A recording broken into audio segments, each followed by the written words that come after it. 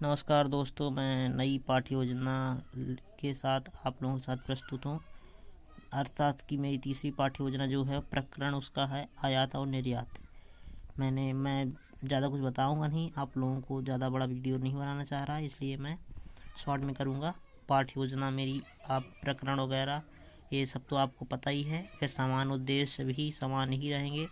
फिर विशिष्ट उद्देश्य में थोड़ा सा बता देता हूँ। विद्यार्थियों को आयात निर्यात की प्रक्रिया का ज्ञान कराना। ज्ञानात्मक उद्देश्य में दूसरा पॉइंट होगा विद्यार्थियों की आयात निर्यात की जानकारी देना। फिर बोधात्मक उद्देश्य हो जाएगा विद्यार्थियों को आयात निर्यात की प्रक्रिया का बोध कराना। फिर उसके बाद विद्यार्थियों को आयात निर्यात के महत्व का बोध कराना। फिर शिक्षक सहायक सामग्री चाक डस्टर एवं संकेतक और आपकी जो समस्त उपयोगी वस्तुएं हैं वो भी लिख सकते हैं। विशिष्ट कोई उपयोगी वस्तु है जैसे चार्ट, तो आप वहाँ पे लिख सकते हैं। पूर्व ज्ञान में छात्र छात्राएं आयात निर्यात के प्रकरण में सामान्य जानकारी रखते होंगे। प्रस्तावना सबसे महत्वपूर्ण है जो पाठ्य योजना का, वो है प्रस्तावना। तो मैंने बहुत ही सोच समझ के बनाया, बहुत सरल। किसी देश में बाढ़, तूफान एवं भूकंप से क्या हानि होती है? उत्पादन में कमी, जान माल की हानि आदि। उत्पादन में कमी से किसी देश में क्या प्रभाव पड़ता है? अन्न में या खाद्य पदार्थों की कमी। इसके बाद अन्न या खाद्य पदार्थों की पूर्ति के लिए वह देश दूसरे देशों के साथ क्या करता है? आयात निर्यात। पूर्ति के लिए क्या करता है? तो उसमें आयात निर्यात करता है।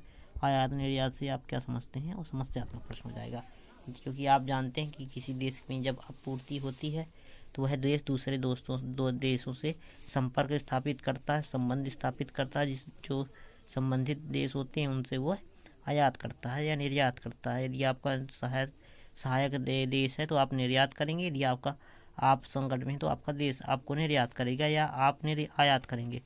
फिर उसकी आप प्रस्तुतिकरण में उद्देश्य कथन के बाद आप सीधे उद्देश्य कथन आपको पता ही है विद्यार्थी, और आज हम आयात निर्यात के विषय में चर्चा करेंगे।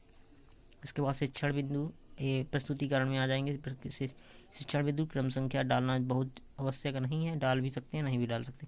छात्राध्यापक क्रिया और छात्र क्रियाएं और शिक्षण विधि और श्यामपटकार। फिर यहाँ पे आप प्रश्न बना के भी लिख सकते हैं और सीधे प्रस्तुतिकरण भी कर सकते हैं। तो यहाँ पे आप परिभाषाएं बता दीजिए। परिभाषा, इसके बाद परिभाषा में जैसा कि आप देख सकते हैं, आज जब कोई देश किसी दूसरे देश से कोई माल अपने घरेलू बाजार में बेचने के लिए खरीदता है तो इस प्रक्रिया को आयात कहा जाता है। और निर्यात, जब एक देश किसी दूसरे देश को अपने यहाँ उत्पादित वस्तुओं को बेचता है तो इसे प्रक्रिया को निर्यात कहते हैं। फिर विशेषताएं हो जाएंगी उसकी।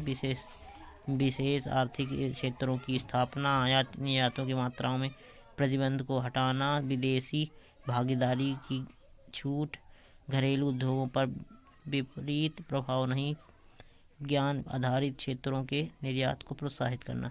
यहाँ पे हमारा हो जाए छात्र ध्यान पूर्वक सुनेंगे। व्याख्यान विधि हो जाएगी हमारी विधि में, शिक्षण विधि में। और आयात निर्यात के बारे में आप थोड़ा सा लिख सकते हैं। यहाँ पे कठिन प्रश्न शब्दों को भी समझा सकते हैं श्यामपटकार में। महत्व में आप बता दीजिए क्या महत्व है। फिर विदेशी मुद्रा अर्जित करने के लिए आयात निर्यात आवश्यक है। यह न केवल विदेशी मुद्रा के बारे में नहीं है, यह किसी देश की आर्थिक स्थिति में भी सुधार करता है। एक निर्यातक भी माल करके मौसमी उत्पादों की मांग की कमी से सुरक्षित हो जाता है।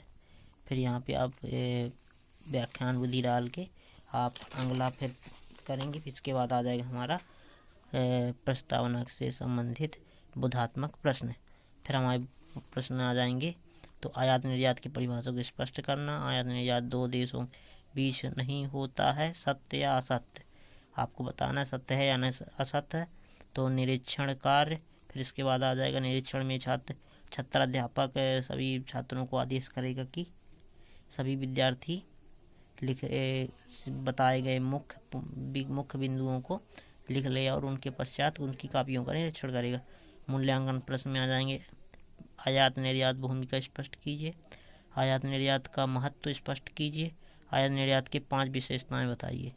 फिर इसके बाद आ जाएगा गृह कार्य। निर्यात क्यों आवश्यक है, स्पष्ट शब्दों में समझाइए। धन्यवाद दोस्तों। मेरे वीडियो को लाइक शेयर कमेंट ज़रूर करिएगा। धन्यवाद।